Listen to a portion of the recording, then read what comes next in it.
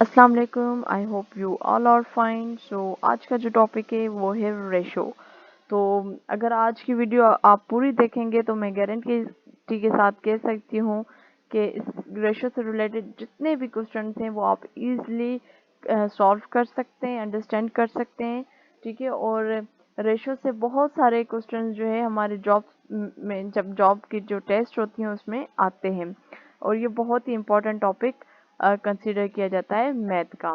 ठीक है। तो स्टार्ट करते हैं आज का टॉपिक स्टार्ट करने से पहले I am requesting you please subscribe my channel, click the bell icon so that you get the notifications on timely.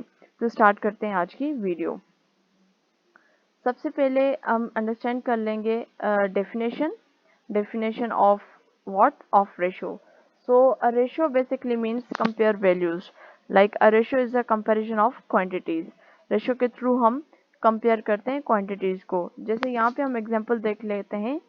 यहाँ पे there are 3 blue squares to 1 yellow square. मतलब हम यहाँ पे 3 ब्लू स्क्वायर्स को कंपेयर कर रहे हैं 1 येलो स्क्वायर के साथ। ठीक है। तो हम यहाँ पे बेसिकली क्या करें, कंपैरिजन करें, इसलिए हमने लिखा है यहाँ पे 3:1।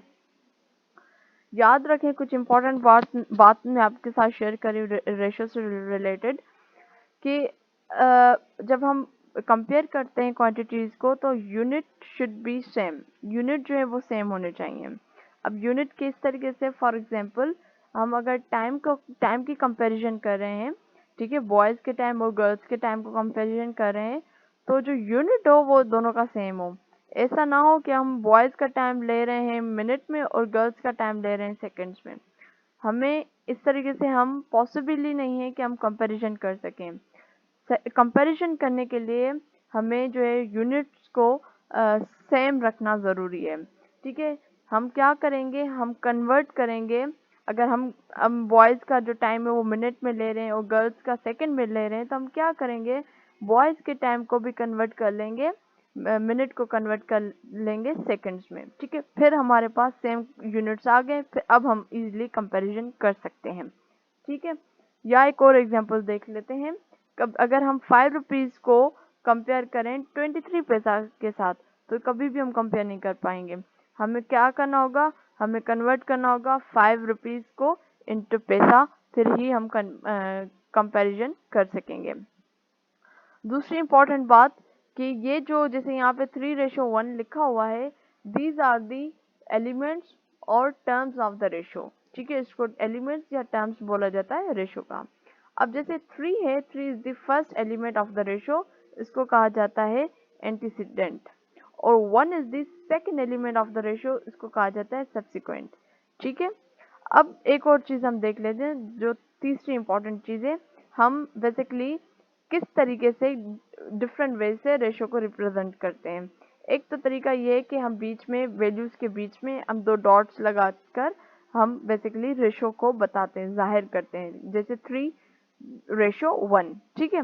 दूसरा इसका तरीका ये है कि वैल्यूज के बीच में 2 लगा देते हैं, 3:1। तो बेसिकली यहाँ पे भी हम क्या करें, कंपैरिजन करें, रेशो की बात करें। और इसका तीसरा जो इम्पोर्टेंट तरीका है वो है 3/1। मतलब हम लाइक अ फ्रैक्शन हम इसको कंपेयर करते हैं या रिप्रेजेंट करते हैं। तो ये बेसिकली 3 तरीके जिसके थ्रू हम रेशोज को रिप्रेजेंट करते हैं। अब एक और हम बात देख लेते हैं इक्विवेलेंट की। जैसे यहाँ पे अगर हम देखें तो वही सेम ब्लू स्क्वायर्स है लेकिन यहाँ पे 6 हैं, और यहाँ पे वही येलो स्क्वायर्स हैं लेकिन 2 हैं। तो मतलब हम यहाँ पे कैसे लिखेंगे, 6:2। अब यहाँ पे ये कहा गया है कि 6:2 बेसिकली इज इक्विवेलेंट टू 3:1। ये इसका इक्विवेलेंट है। अब ये कैसे पता चले कि 6:2 इज इक्विवेलेंट टू 1, जबकि हम इस वाले को 6:2 को जब हम सिंप्लीफाई करेंगे तो हमारे पास आंसर क्या आना चाहिए, 3:1 आना चाहिए। अब देखें कि क्या वाकई आ रहा है। तो हम देखें 2 का टेबल लगा रहे हैं, 2 3 जा 6 और 2 1 जा 2, तो हमारे पास 3:1 आ गया। तो हम कह सकते हैं 6:2 इज इक्विवेलेंट टू 3:1। इसी तरीके से वैल्यूज कुछ भी हो सकती हैं, बढ़ती जा सकती हैं। ठीक है। और हम आगे एक एक्सरसाइज करेंगे। एक्सरसाइज का क्वेश्चन 1 ये है कि हमारे पास एक रेशियो दिया गया होगा और हमें कहा गया होगा कि इसके 2 इक्विवेलेंट मालूम करें या 3 इक्विवेलेंट्स मालूम करें। ठीक है, अब हम एक और बात देख लेते हैं, part to part and part to whole ratios. अब जैसे यहाँ पे एग्जांपल है, there are 5 puppies is the whole. अब उसके 2 पार्ट्स हैं, 2 आर बॉयज और 3 आर गर्ल्स। अब अगर हम पार्ट टू पार्ट कंपैरिजन करेंगे तो किस तरीके से करेंगे? बॉयज टू गर्ल्स की कंपैरिजन कर सकते हैं और गर्ल्स टू बॉयज की कंपैरिजन कर सकते हैं। अब यहाँ पे जब हम इस तरीके से कंपैरिजन करेंगे तो मतलब पार्ट टू पार्ट की कर रहे हैं। ठीक है, दूसरा हम आ जाएंगे पार्ट टू होल। अगर हम बॉयज टू ऑल के साथ, ऑल मीन दोनों, जिसमें बॉयज भी गर्ल्स भी, टोटल की बात करें, कंपैरिजन करेंगे तो वो पार्ट टू होल आ जाएगा, और गर्ल्स टू ऑल तो वो भी पार्ट टू होल आ जाएगा। ठीक है, और उसके लिखने का तरीका ये होगा 3:5। ठीक, क्योंकि ऑल की बात करें, होल की बात करें तो होल कितने थे, टोटल कितने थे, 5 पपीज थे। ठीक है, ये पूरी बात हो गई। अब हम आ जाते हैं एक्सरसाइज की तरफ। यहाँ पे अब क्वेश्चन दिया गया है कि find the 2 equivalent ratio of 3:7। ठीक है, अब 3:7 का 2 इक्विवेलेंट मालूम करें।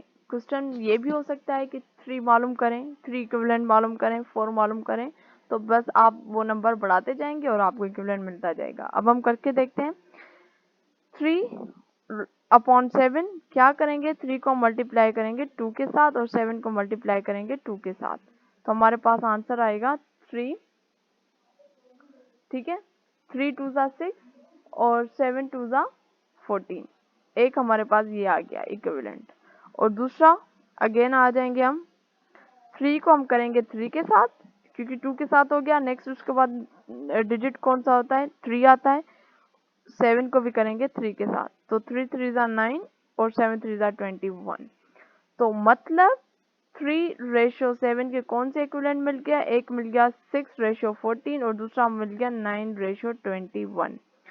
अब अगर हम इसको 6:14 को भी सिंप्लीफाई करें, 2 का टेबल इजीली लग जाएगा, तो आपके पास आंसर आना चाहिए 3:7। यह एक बेसिक तरीका होता है आप अपने आंसर को जस्टिफाई करने का। ठीक है, और 9:21 को भी जब आप सिंप्लीफाई करेंगे, सिंपली 3 का टेबल लग जाएगा, 3 3 ज़ा 9, 3 7 ज़ा 21, तो आपके पास देखें सेम वापस आ गया 3:7। तो आपने इक्विवेलेंट मालूम कर लिया। अगर आपको कहा जाए कि चौथा भी मालूम करें इक्विवेलेंट, तो आप क्या करोगे? सिंपल तरीका है 3:7। ठीक है, अब 3 को 4 के साथ करोगे और 7 को भी 4 के साथ करोगे, करते जाओगे, आपके पास आंसर आ जाएगा। ठीक है, ये आपने इक्विवेलेंट मालूम कर लिया। अब हम आ जाते हैं, एक और क्वेश्चन हमारे पास है। क्वेश्चन अब ये है कि हमें 2 रेशियो दिए गए और पूछा गया है कि इसमें से ग्रेटर कौन सा है। अब यहाँ पे हम रिकॉल कर लेते हैं, जब हमने फ्रैक्शन का कुछ कॉन्सेप्ट अंडरस्टैंड किया था, वहाँ पे भी ऐसे क्वेश्चन था कि फ्रैक्शन दी हुई थी और कहा गया था कि इसमें कौन सी फ्रैक्शन ग्रेटर है। अब यहाँ पे इसको किस तरीके से करना है, इसको करने का भी बहुत सिंपल तरीका है। हम ले लेते हैं 3:4 को। ठीक है, अब हम इसको किस तरीके से लिखेंगे, 3:4 बेसिकली, और दूसरा क्या था हमारे पास है 4:5। अब आप देखें तो इनका जो नीचे वाला पार्ट है, डिनोमिनेटर, वो सेम नहीं है, तो हमें क्या करना है, इनको हमें सेम करना पड़ेगा। ठीक है, अब हम 4 और 5, मतलब 4 को मैं 5 के साथ कर लूँ मल्टीप्लाई तो 20 आ जाएगा, और 5 को मैं 4 के साथ मल्टीप्लाई कर लूँ तो 20 आ जाएगा। ठीक है, करते जाते हैं, 4 × 5, तो उतना ही आपने ऊपर भी करना होता है, 3 × 5, तो 3 5 ज़ा 15 और 4 5 ज़ा 20। ये तो हमारे पास 3/4 का 15/20 आ गया। इसका हम कर लेते हैं, 5 को मैं करूँगी 4 के साथ और 4 को भी करूँगी 4 के साथ, तो 4 4 ज़ा 16 और 4 5 ज़ा 20। अब हमारे पास जो डिनोमिनेटर है वो सेम आ गया, तो हम इजीली अब हम देख सकते हैं कि जिसके जाहिर सी बात है नंबर बड़ा होगा तो हम वो कहेंगे कि वो सबसे ज्यादा बड़ा है। ठीक है, तो हम यहाँ पे कह सकते हैं कि 4:5 इज ग्रेटर देन टू 3:4। अब क्योंकि अब हमारे पास डिनोमिनेटर सेम है तो हम इजिली वहां से अंडरस्टैंड कर सकते हैं। अब हम आ जाते हैं एक और क्वेश्चन की तरफ। अब यहाँ पे क्वेश्चन एक दिया गया है, कहा गया है कि Hamid properties worth is 8 lakhs. He divided it between his son and daughter in the ratio of 3:2. Find the how much each gets. बहुत सिंपल है, यहाँ पे अमाउंट नहीं बताया गया कि अपने बेटे को उसने कितना दिया और बेटी को कितना दिया, रेशो बताया गया है। रेशो को हम करते हुए हम मालूम कर सकते हैं कि ठीक है, अगर उसके पास 3 आया है, 3 रेशो है, तो उसमें कितना उसके पास पैसा आएगा। अगर हम यहाँ क्वेश्चन में ही देखें तो यहाँ से हमें ये पता चल रहा है कि बेटे का जो रेशो है वो बहुत ज्यादा है, तो मतलब जो हमारे पास आंसर आना चाहिए, जो हमारे पास वैल्यू आनी चाहिए 8 लाख से, वो बेटे की ज्यादा रकम आनी चाहिए एज कम्पेयर टू डॉटर। तो हम देखते हैं, करते हैं इस क्वेश्चन को। इसको करने का बहुत ही सिंपल तरीका है, क्या है, सबसे पहले हम इन 3 और 2 को प्लस कर लेंगे, तो हमारे पास 3 + 2, तो हमारे पास होल क्या आ जाएगा, वो होल आ जाएगा 5। तो हम पहले सन की मालूम कर लेते हैं, तो वो कितना था, 3 रेशो था।